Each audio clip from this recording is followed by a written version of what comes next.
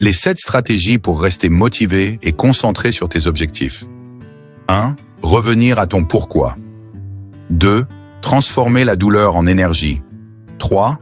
Les micro-victoires quotidiennes. 4. Changer ton environnement. 5. La règle des 5 minutes. 6. Reprogrammer ton discours interne. 7. Se relever avec un plan. Et sur la route de la réussite, nous continuons ensemble. Tu connais ces jours où rien ne va?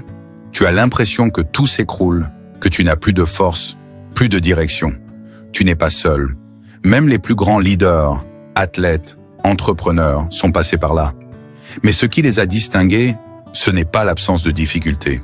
C'est leur capacité à rester motivés, même quand tout allait mal. Aujourd'hui, je vais te partager 7 stratégies puissantes qui t'aideront à ne jamais abandonner, quoi qu'il arrive. Quand tout s'écroule, la première chose à retrouver, c'est ton pourquoi. Pourquoi tu as commencé? Pourquoi tu veux réussir? Ton pourquoi est ton carburant. Si tu l'oublies, tu abandonnes. Si tu le ressens, tu continues, peu importe la tempête. La douleur est un signal. Tu peux la laisser t'écraser ou tu peux l'utiliser comme un feu. Dis-toi, chaque difficulté forge ma force. Chaque chute construit ma résilience. Prenons l'exemple d'un athlète. Quand il s'entraîne, il pense à son rêve de médaille. Ce rêve, c'est son pourquoi. Imagine que tu traverses une période difficile au travail. Plutôt que de te laisser abattre, utilise cette douleur pour te propulser vers l'avant. Tu n'as pas besoin de tout réussir aujourd'hui. Tu as juste besoin d'une petite victoire. Écris une ligne, fais 10 pompes, termine une petite tâche. La répétition crée la confiance et la motivation renaît. Chaque micro-victoire s'additionne et bâtit une grande confiance en soi.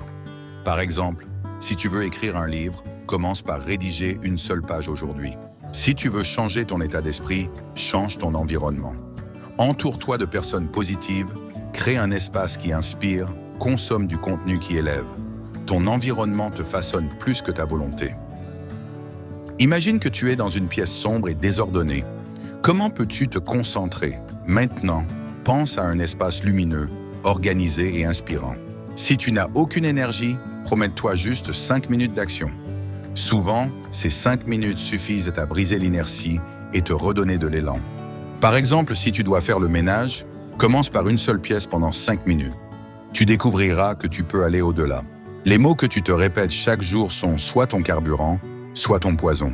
Arrête de dire « je suis nul, je n'y arriverai pas ». Remplace par « j'avance, même petit, chaque pas compte ». Fais un exercice. Écris 3 affirmations positives sur toi-même. Lis-les chaque matin. La motivation est fragile si elle reste floue. Écris un plan simple, 3 choses à faire demain, et attaque-les dès le matin.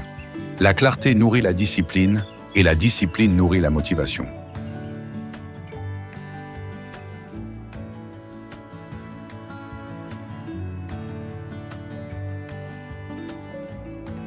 Souvent, quand tout va mal, notre corps est le premier à en ressentir les effets. La fatigue s'installe, le stress nous pèse, et l'envie de bouger disparaît. Pourtant, c'est précisément dans ces moments que l'action physique, même la plus simple, peut devenir un levier incroyablement puissant pour retrouver notre motivation. Regardez cette image, une simple séance d'étirement en pleine nature.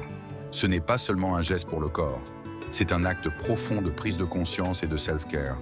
En prenant quelques minutes pour étirer tes muscles, pour respirer profondément, tu ne fais pas que préparer ton corps, tu prépares aussi ton esprit. Chaque mouvement, chaque étirement est une micro-victoire en soi. C'est un rappel que tu peux prendre le contrôle, que tu peux initier le changement. C'est une opportunité de changer ton environnement, même si ce n'est que pour quelques instants, en te connectant à la nature ou simplement en te levant de ta chaise. Cela te permet d'oxygéner ton cerveau, de relâcher les tensions accumulées et de donner à ton esprit une pause bien méritée. C'est aussi une manière concrète de transformer la douleur en force. Non pas la douleur physique, mais la sensation de surmonter la léthargie, de bouger malgré l'envie de ne rien faire.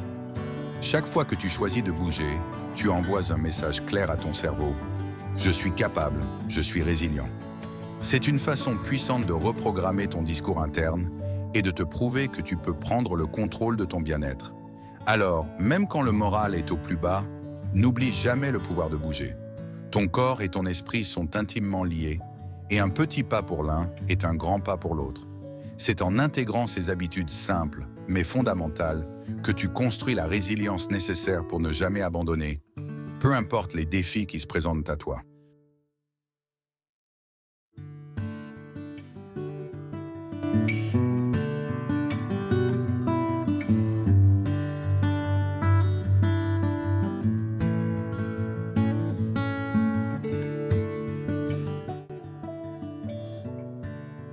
Avant de conclure, je veux te rappeler que chaque défi que tu rencontres est une opportunité déguisée. En appliquant ces 7 stratégies, tu ne fais pas seulement face à l'adversité, mais tu te construis une version plus forte de toi-même. Rappelle-toi, la route vers le succès est rarement linéaire. Elle est faite de hauts et de bas. Mais c'est dans ces moments difficiles que se forge ta véritable résilience. Alors n'abandonne jamais. Rejoins notre communauté en partageant ta propre expérience dans les commentaires. Ensemble, nous pouvons nous inspirer mutuellement à poursuivre nos rêves, peu importe les obstacles. Tu n'es pas seul dans ce combat. Chaque personne qui réussit a dû traverser des tempêtes. La différence, c'est qu'ils ont appris à rester motivés malgré tout. Maintenant, c'est ton tour. Quelle est ta stratégie préférée parmi les 7?